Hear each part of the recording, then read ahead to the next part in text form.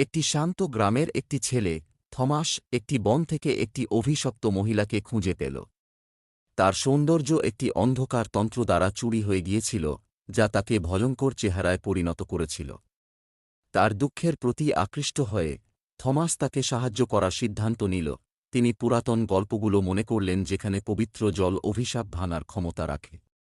দৃঢ় সংকল্প নিয়ে তিনি বাড়ি ফিরে গেলেন, একটি পাত্রে পবিত্র জল ভরলেন এবং আবার বনে ফিরে গেলেন।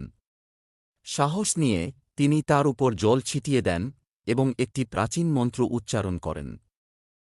তার বিস্ময়ে অভিশাপ ভেঙে গেল এবং মহিলাটি একটি উজ্জ্বল রূপে রূপান্তরিত হল। তার সদয়তার জন্য কৃতজ্ঞ এবং মুগ্ধ হয়ে তিনি তার নাম এলারা প্রকাশ করলেন।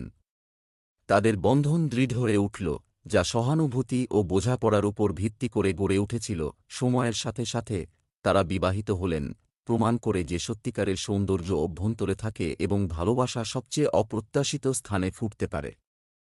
তাদের গল্প একটি প্রিয় কিংবদন্তিতে পরিণত হল,